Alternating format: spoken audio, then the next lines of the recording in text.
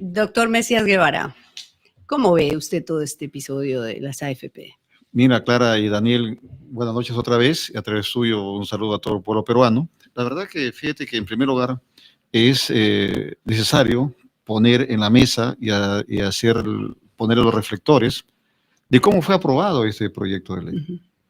Hay son 130 congresistas, de los cuales lo que aprobaron esta iniciativa legislativa fueron 38, que significa el 29% de la representación nacional. Muchos que incluso se ausentaron, otros se corrieron, no votaron, pidieron licencia, y otros se abstuvieron. Entonces, solamente 38 congresistas del 29% de la representación nacional han decidido y están decidiendo el futuro de millones de peruanos, de manera muy especial de los jóvenes. Por lo tanto, habría que identificar dentro de esos 38, fíjate que yo no solamente haría la identificación de los partidos políticos, sino también haría la identificación de persona por persona, porque hay que señalarlos, porque ellos lo que han hecho es han vendido el futuro, han hipotecado el futuro de todos los peruanos, fundamentalmente de aquellos que estamos en el sistema de las AFP. Por lo tanto, el génesis habría que ver. Ahora, esos 38, ¿quién respondieron?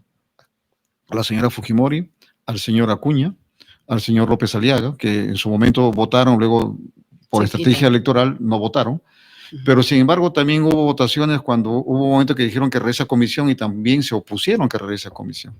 Por lo tanto, yo pienso que de ahí deberíamos de analizar, más allá de lo que significa la parte técnica, el objetivo de una reforma del sistema previsional.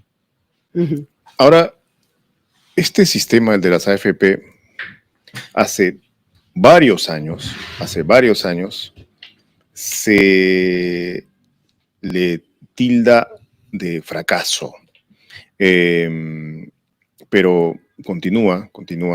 ¿Cuál es la solución allí? La presidenta dice que está de acuerdo con otro, con octavo retiro. Pero esa parece una solución de un país que no ha tenido AFPs en 30 años, y eso es lo que ha ocurrido aquí. Aquí tenemos sistema de AFP hace más de 30 años, y se supone que ya debe haber estado consolidado, pero con este planteamiento de la presidenta, parece un sistema de AFP que hace agua. El sistema de AFP, como sabemos, es una copia del sistema chileno, que se hizo ya por la década del 90, cuando ellos lo han copiado. Son realidades distintas, porque en primer lugar, ¿cuántos de los peruanos de la fuerza laboral formal están en la AFP y en el sistema de pensiones? Por ejemplo, en mi caso, yo estaba en el sistema de pensiones públicos, en la SPP, y sin embargo, me pasaron de manera obligatoria a una AFP, porque no tenía alternativa.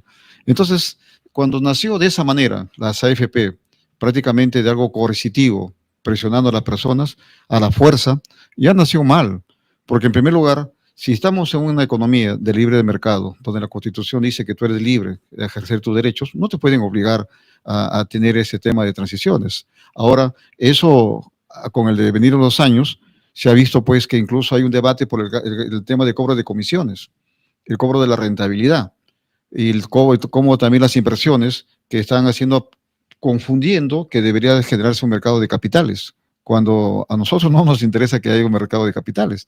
A nosotros nos interesa tener una pensión digna, pero ahora, como están viendo los cálculos, no sé si ustedes recordarán, cuando alguien hizo una corrida, salía que vas a hacer tú cuando tengas hasta 109 años. Entonces, todas esas incoherencias ha hecho que la población pierda confianza en la AFP. Bueno, pues yo vi, a propósito de Chile, estaba buscando a ver si lo encontraba, pero vi ayer un video espectacular que hicieron en Chile. ¿Del diablo? El del diablo. ¿No es lo máximo? ¿Tú lo viste? No. Bueno, son dos personas, dos jóvenes emprendedores, digamos, capitalistas, que dicen, se nos ocurre una idea genial, papá, le dicen, ¿no? Al hombre que está ahí sentado en un escritorio, le dicen, mira, podemos hacer que la gente nos dé la plata nosotros le manejamos la plata. Si nos va bien, las ganancias son para nosotros. Si perdemos, las pérdidas las asumen ellos, ¿no? Y nos pagamos nuestro sueldo y no sé qué, toda la operación de las AFP. Sí. Y luego el hombre empiezan a salirle los cuernos, los dientes, las uñas y dice, no, estos tipos son muy malos, no, yo no haría una cosa como esa. O sea, al diablo le parecía horrible, me pareció tan elocuente porque es calcada la situación de lo que pasó también en Chile, ¿no? Digamos, el estallido en Chile tuvo que ver también con la implosión del sistema de las AFP. Lo que pasa es que creo que Chile han sido más proactivos. Ellos han reaccionado de manera propositiva y han tomado los ajustes necesarios y respectivos, pero acá en el Perú no. Acá incluso se sigue insistiendo en la misma modalidad y ahora lo incrementan al hacer incluso de que los que somos independientes también nos obliguen a hacer aportes. Y por otro lado, también de ese famoso impuesto al consumo del 1%, cuando eso es mentira. Ahora, ¿cuántos de los peruanos estamos inmersos en la AFP? ¿Seremos 8 millones? Cuando el peruano somos 35 millones. Menos. Entonces, claro.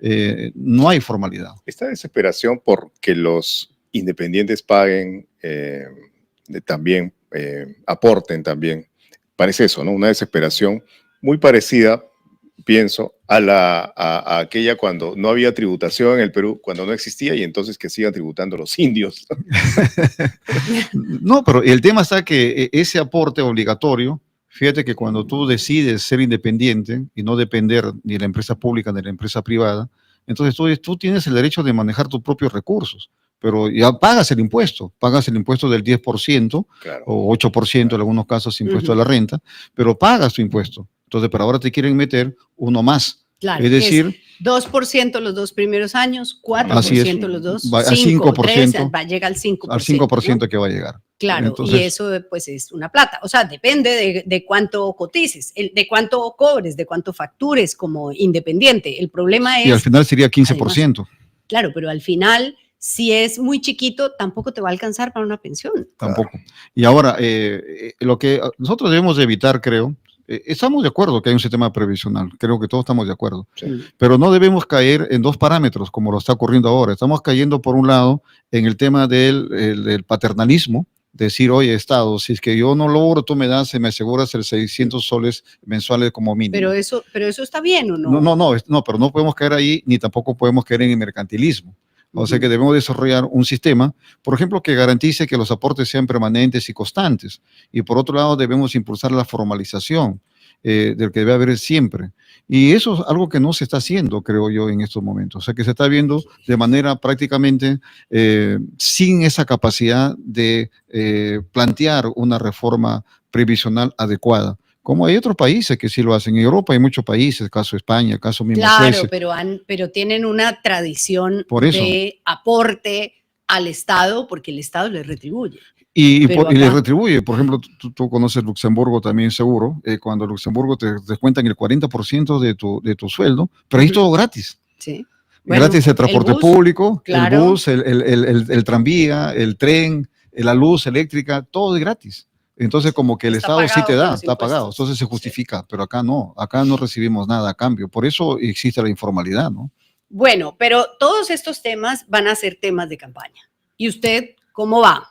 ¿Cómo va la campaña? ¿Usted es precandidato, no es precandidato? ¿Qué va a hacer el partido? Bueno, yo sí estoy caminando a nivel nacional, en primer lugar, fortaleciendo al Partido Morado, en la cual ahora milito, y agradezco por haberme dado la oportunidad de afiliarme y tener una plataforma política, a la cual llegué por invitación del presidente Sagasti, con quien compartimos la amistad de mucho tiempo atrás, y por otro lado que también los principios que yo abrazo son muy parecidos a lo que yo estaba en Acción Popular.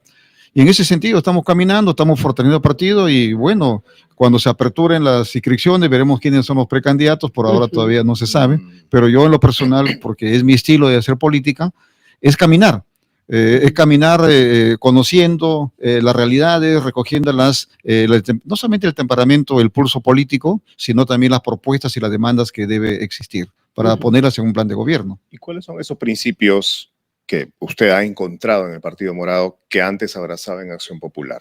Mira, por ejemplo, algo básico que es la defensa de la democracia, el tema del equilibrio de poderes.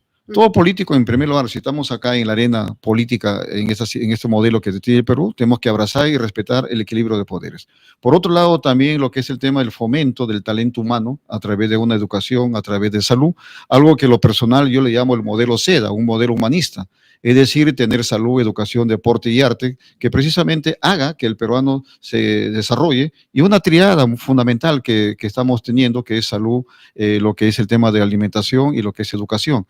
Fíjate que ese es otro principio del talento humano. Y por otro lado, el fomento de la ciencia y la tecnología, que es algo que muy pocos partidos hablan, de la innovación tecnológica, de la digitalización del país, lo cual puede permitirnos de que nosotros hagamos que el Perú sea eficiente, eficaz y transparente. Y algo muy importante, también la defensa del ambiente, ¿no? Pero no como una bandera política, sino como una filosofía de vida, ¿no? Ya, pero todo eso se puede lograr si estamos vivos. Pero Correcto. si nos matan, ¿dónde está la seguridad? Bueno, en el no, plan de es que ustedes. la seguridad es fundamental también dentro de lo que significa el cuidado de la persona. Por eso nosotros hablamos de seguridad, hablamos de educación. Por eso fíjate que una de las frases que nosotros tenemos es: por un país seguro con oportunidades para todos. Es decir, la ¿Y seguridad. cómo? ¿Cómo? O sea, usted ahorita mencionó San Ignacio, ¿no? Ahí, de ahí para arriba, todo eso está minería ilegal. Sí. Minería, muerte, trata de personas, contaminación. ¿Cómo le ofrecemos a este país que se va a combinar la necesidad, el satisfacer las necesidades económicas que está ofreciendo hoy la minería y garantizar que ese negocio ilícito no termine matando a la gente? Fíjate que tú has puesto un gran punto en la mesa, ¿no? Que es el tema de la seguridad ciudadana, pero que va más allá. Fíjate que en estos momentos hay que hacer muchas tareas desde el Congreso de la República, fundamentalmente. Y ahí yo sí comparto en cierto modo tu, digamos, no pesimismo, sino realismo. En el sentido, por ejemplo, que ahora ya no vamos a entrar a un tema de la bicameralidad.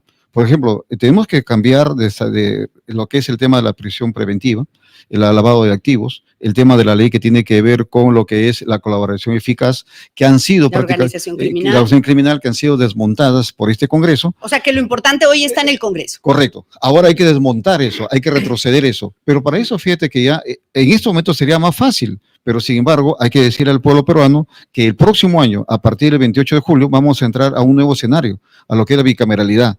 Yo he hecho un ejercicio, un ejercicio en el que, si se respeta sin ningún problema, por ejemplo, para aprobar una iniciativa legislativa, mínimo tomaría 12 meses. Y para aprobar un cambio constitucional sería de cerca de 2 años. Por lo tanto, nosotros vamos a estar con estas iniciativas legislativas todavía hasta el 2027, 2028. Y por lo tanto, ahí tendríamos que nosotros buscar el consenso para hacer esas modificaciones dentro de la propia LOPE, es decir, dentro de la propia Ley Orgánica por Ejecutivo, hacer vía decretos supremos todos los cambios que tienen que hacerse. Por lo tanto, el escenario que se nos presenta es bastante dramático y bastante apocalíptico, yo diría, ¿no? Es interesante esto que decía Clara, porque claro, ¿qué hacemos si estamos muertos? Yo añadiría a esa reflexión, ¿qué puede hacer? O sea, honestamente, ¿qué puede hacer un gobierno con un Congreso adverso, con un Congreso que legisla a favor de mafias, contra las mafias? ¿Qué puede hacer el Ejecutivo contra las mafias? Usted señala que camina mucho, nosotros también. Más creo. Nosotros estamos yendo a puntos de frontera en la Amazonía, etcétera, y vemos el abandono total, pero no solamente el abandono del Estado, sino el gobierno que ejerce, los expertos le llaman la gobernanza, que ejercen las organizaciones criminales. ¿Qué hacer contra eso? Mira, lo que tenemos que hacer nosotros es transformar la gestión pública. Pero para eso tiene que haber un consenso, y para eso nosotros proponemos que tiene que haber un pacto nacional, que incluso que vaya más allá del acuerdo nacional. ¿Qué es lo que tenemos que cambiar nosotros? Tenemos que cambiar, por ejemplo, el tema del sistema de justicia. Yo me atrevería a decir que hoy no tenemos un sistema de justicia, lo que hoy tenemos es un sistema de impunidad e intimidación.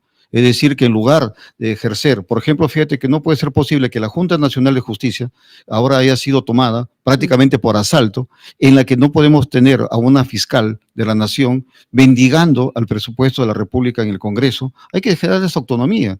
Hasta ahora sigue la provisionalidad, tanto de los jueces y fiscales, entre comillas, por falta de presupuesto, pero por eso no se le da el presupuesto. Y por otro lado, tenemos un Tribunal Constitucional que lamentablemente también ha sido tomado y hace prácticamente referenda todo lo que aprueba el Congreso y el Poder. Entonces ahora se ha hecho famoso el tema de la acción competencial. Por lo tanto, todos esos temas tenemos que cambiar. Y vuelvo a decir, el Congreso, el próximo, va a tener un gran protagonismo, ¿no? Permítame insistir, ¿y cómo hacemos quisiera insistir en ello, porque todavía no lo veo aterrizar en ese problema que yo me permito plantearle, porque además tenemos el gran problema de la inseguridad alimentada por la corrupción policial también. Ah, claro. Eso es un tema ya netamente operativo, en la que yo coincido, por eso te decía, o les decía, que si no tenemos el camino para llegar a través del Congreso, nos quedan los propios cambios en la propia LOPE. Claro que la LOPE hay que cambiarlo también en el Congreso, pero sin embargo, podemos hacer decretos supremos para poder cambiarlo. Y uno de esos sería la organización de la policía. La policía tiene que declararse en emergencia. Incluso nosotros nos atrevemos a decir que deberíamos de formar un órgano especializado de inteligencia tipo FBI, disculpa la comparación, pero algo parecido. Y por otro lado, la reestructuración de la policía no puede hacerse con la propia gente. Y en el Perú hubo una experiencia que en su momento de la guía, cuando se formó la Guardia Civil, se trajo a la misión española, algo parecido podríamos hacer, es decir, tener una misión extranjera, internacional, para reorganizar la policía y generar la policía especializada, que hoy no hay. Hay que formar la inteligencia, hay que ver el tema del uso de la tecnología de información y comunicación también, que es importante, y por lo tanto hay que darle mayor cobertura a la Policía Nacional del Perú. Pero no solamente la policía, como dije en instantes, sino todo el sistema de justicia. Todo el sistema de justicia que lamentablemente hoy están de espaldas a lo que es, mira, algo que existe una comparación como recogiendo la palabra de ustedes. Mientras que las organizaciones criminales están organizadas, tienen sostenibilidad, tienen, entre comillas, meritocracia, el sistema que lucha contra ellos es volátil, está desamparada, sin recursos, sin tecnología. Entonces, por eso la criminalidad nos sigue ganando. Hay que dotar acá de tecnología, de recursos y de buenas personas, ¿no? Bueno, entonces veamos en qué está el comandante de la policía, porque el general Víctor Zanabria se le ha iniciado una investigación complicada por aparentemente utilizar policías para tareas de albañilería y un juez de Arequipa lo suspendió por 18 meses. ¿Por qué se suspende a un alto funcionario en el cargo? Porque tiene la posibilidad de interferir en la investigación. Y en este caso, los otros implicados, los denunciantes, son policías, subalternos del señor Zanabria. Entonces, el Poder Judicial lo suspende, ¿y qué hace el gobierno? Primer punto, dice, ya te voy a pasar al retiro, porque en octubre o noviembre le tocaba pasar al retiro. Te voy a pasar al retiro, pero voy a iniciar un proceso de adaptación a la vida civil que va a durar hasta el 31 de diciembre, con lo cual no van a concretar su retiro. Pero no solo eso, sino que el abogado del diablo, el ministro de Injusticia, Juan José Santibáñez, se reúne con él. Por favor, veamos hoy la foto que han publicado, porque el Twitter del Ministerio de Justicia ahora es activísimo, mostrando al abogado del diablo, el señor Juan José Santibáñez, reunido con el suspendido comandante de la policía.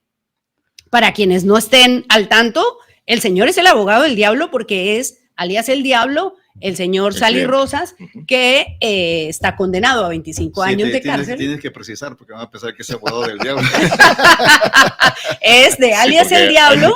Y entonces aquí estamos ante un ministro de Injusticia que se reúne con un comandante de la policía suspendido para darle su mutuo respaldo. Un comandante general de la policía, dicho sea de paso, si me permites, que declaraba ayer: yo cuento con el apoyo de la Presidenta de la República. Pero claro. Cuento con el respaldo de la Presidenta de la República. Pero y Daniel, decíamos, no nos cabe duda.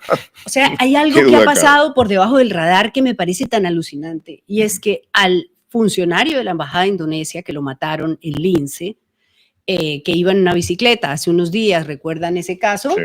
Bueno, lo mataron con la pistola de un policía. La pistola que encontraron en el sitio donde estaban los venezolanos implicados en el asesinato era de un policía. Entonces, esos niveles de corrupción de la policía, de arriba para abajo y de abajo para arriba, pues van a ser muy difíciles de combatir. Sí, son muy difíciles de combatir, y fíjate, más aún cuando tienen el apoyo de la más alta magistratura, de la Presidenta de la República, del ministro, de los generales. Por lo tanto, en estos momentos, al hacerse ese proceso de reestructuración o de reorganización, tiene que hacerse con mucha valentía. Es decir, utilizando todo lo que significa los medios financieros, medios económicos, hasta tecnológicos, para ver un escáner uno por uno. Y por otro lado, fíjate que es importante no solamente hacer la restitución de la policía, sino el ingreso a la policía. Porque ustedes creo también han visto las denuncias que hay contra directores de escuelas que hay en las regiones, donde prácticamente cobran un monto X. La otra es una persona me decía, oye, yo he pedido que pagar 80,000 soles para que a un familiar mío lo acepten como una escuela de subalternos. Entonces, le digo, ¿cómo puede ser tanto? ¿Y eso cómo lo va a recuperar? Bueno, él dice, luego lo recuperas. Claro. Lo recuperas. Entonces, eso también tenemos que hacer una auditoría. Entonces, tenemos que sacar el examen, hacerlo privatizar, ¿no? Una universidad pública o privada para que tome los exámenes. Entonces, y por otro lado... una reforma a fondo. Una reforma a fondo, pero esa es una reforma a fondo que incluso, lamentablemente, no va a ser fácil, ¿no?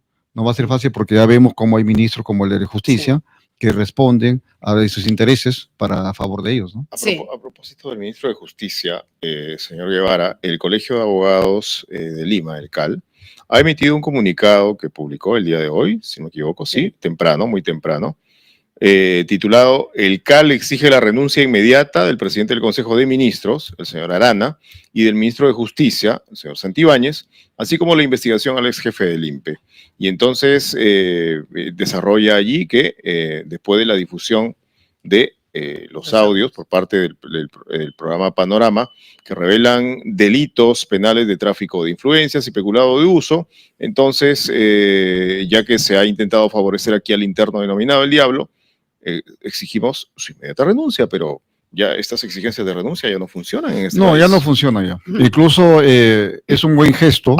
Es un buen gesto, pero claro, el señal de los tiempos es que antes el CAL lograba un remesón con un pronunciamiento. Es un buen gesto que hace el CAL, pero el que debe recoger ese guante de ese gesto es el Congreso de la República. Claro.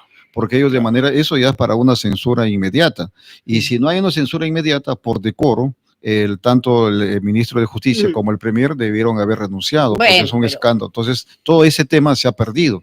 Y eso se ha perdido por anuencia de los que hoy dirigen el país, que eso es la señora Fujimori, el señor Acuña, el señor López Aliaga, el propio señor Cerrón, que están ahí todos, han hecho una cofradía. Y el señor Luna, ¿no? El señor Luna, y han hecho una cofradía, que un pacto, no lo voy a dar del mal, pero es un pacto que nos está llevando a lo que ya estamos ya...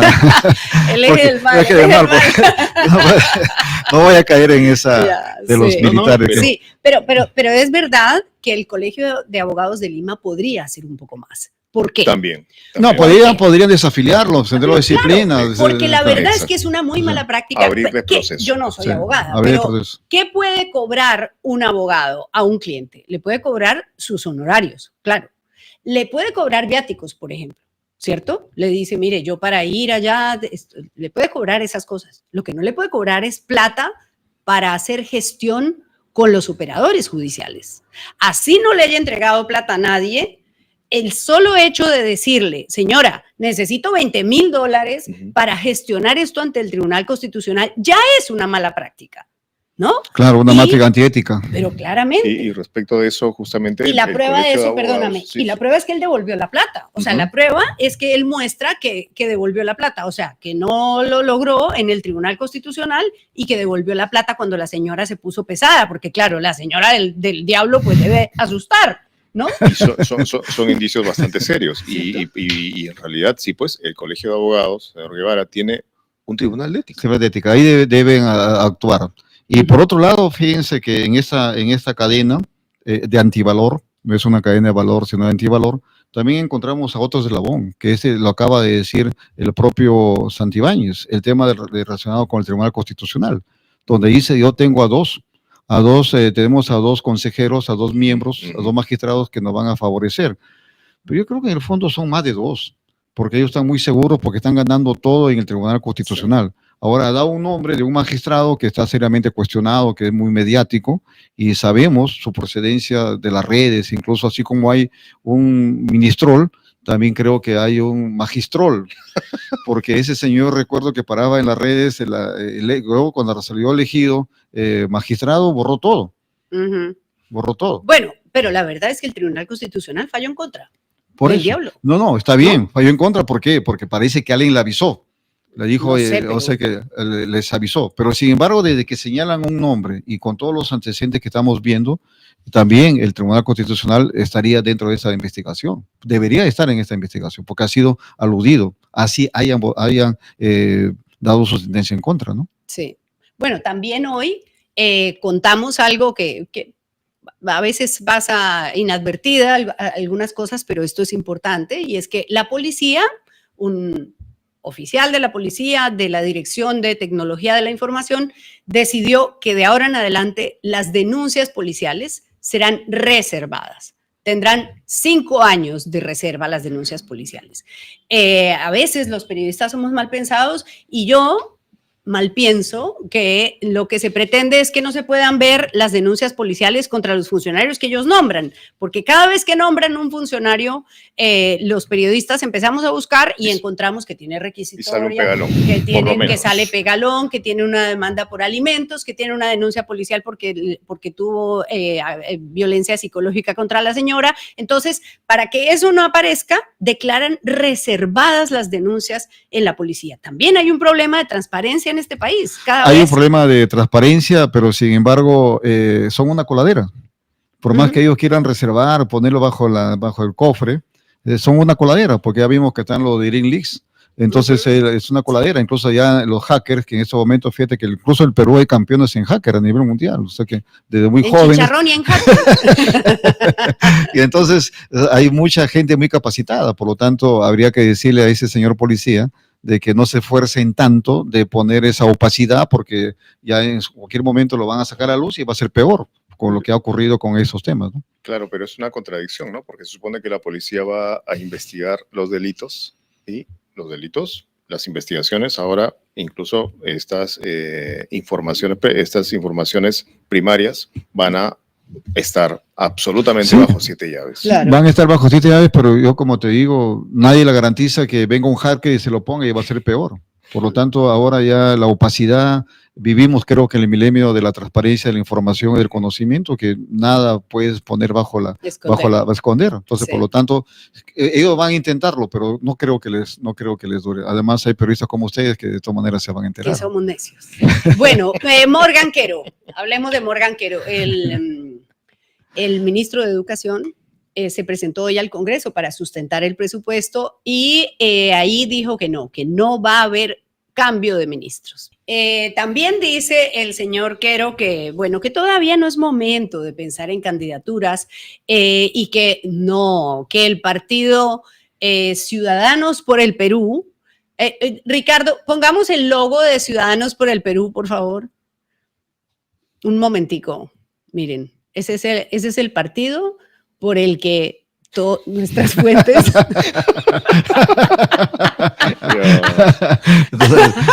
tiene el candidato a su medida. Que es que es demasiado. Ay, Dios. Es el señor Morgan Quero. Veamos lo que dijo sobre su aspiración. No me esperaba eso. Tampoco. A ver. Sobre el señor Boluarte, mire, él no está en ese partido, no forma parte de ningún estamento, ni tiene nada que ver con ese partido Ciudadanos por el Perú. Pero busca postularía usted en octubre, renunciaría al cargo que tiene ahora, ministro. Nosotros estamos en este momento, como usted puede verlo, abocados al sector educación, comprometidos con la educación de nuestros jóvenes, con la mejora sustancial que reciben nuestros maestros, gracias a ese compromiso de la señora Presidenta Constitucional de la República. En su momento se verá y eso es lo único que podría decir yo. Señor ministro. No. ¿Cómo se ve ahí compitiendo con el señor Quero de CPP? Y encima en una segunda vuelta. Decía Guevara, ¿no? Versus Morgan Quero. Contra CPP. Wow. Yo quería decir algo en el sentido de que esta noche, en esta conversación amena con ustedes y muy productiva, ha salido cada personaje que parece sacado de como un mago, personajes muy extraños, ¿no? Sí, son Por ejemplo, yo no entiendo a este señor cómo puede ser ministro, que más parece un felpudine de la presidenta de la República, y el otro parece Batman y Robin cuando están ahí tanto Santibáñez con Arana. Entonces parece que eso es una jauría estamos en una selva. La verdad que este señor de Quero, Morgan Quero, habla como si estuviéramos en el país de las maravillas, habla de la educación, cuando cerca del 94% de colegios a nivel nacional están en ruinas. Cuando se habla de que el índice, por ejemplo, hay indicadores básicos como el tema de lo que es repetición escolar, el tema de lo que es deserción, el tema de comprensión lectora, el tema de matemáticas, estamos muy lejos de lo que significa un país promedio que busca ir a la OCDE. Entonces, estamos lejos de ello. Y otra cosa, no se habla casi nada de lo que es el analfabetismo, que impacta en un 12% en promedio a nivel nacional contra la mujer rural. Entonces, hay un abandono total. Incluso ellos se han cargado la SUNEDO, incluso han querido meter contrabando a la ampliación de ciertos directores a través de la ley de presupuesto. Entonces todo es disculpen la palabra, es un desmadre el sistema de educación y por supuesto sin calidad. Entonces ya vemos cómo las universidades públicas están abandonadas, las universidades privadas que están haciendo un mercantilismo barato en contra de lo que es el desarrollo de la juventud a nivel nacional. Y por lo les tanto, dan segundas oportunidades y segundas oportunidades a las que no tienen, a las que no tienen, la acreditación. incluso la SUNEDO que se la han cargado, y aparte tampoco se está hablando mucho de lo que es el CONEAO, que el CONEAO es el tema que te da la acreditación de los programas de las carreras, que ahora solamente se está acreditando, creo, a 3 o 4 carreras, como son salud y educación, y el resto, ¿qué? Tiene que acreditarse más allá de la SUNEDO, y hay acreditadoras nacionales e internacionales que eso no se está haciendo. El IPEBA, que tiene que ver con la educación básica, el CNEACE, que es el conjunto de todo, que tiene 2 brazos, el IPEBA y el CONEAO, tampoco están trabajando, y eso, ¿en quién está? Está en este señor, o sea, que está en manos de este señor. Así Bueno, es. Muchísimas gracias, No. ingeniero Macías. No, Bueno, gracias. mucha gente aquí en el chat hablando Gracias del- por decirme ingeniero, no soy doctor. Sí, bueno, está bien. No, está bien, porque si no van a decir Yo que me- tienen un título que no tengo. Ya, Yo bueno. me acordé de la época en que usted era congresista, doctor. No, ingeniero. Ingeniero, sí. Ya, ese es el vicio mío en Colombia. No, es, lo que pasa es que- se doctorea Sí, todo el mundo. doctoría. Sí. No, y acá también. Sí. Acá también. Pero Ya. aceptan que, oye, pero no acepto, soy candidato a doctor, pero no soy doctor. Ya. ¿no? Ok. Muchas gracias No, por gracias. estar aquí. Muchas gracias. Y- Muchas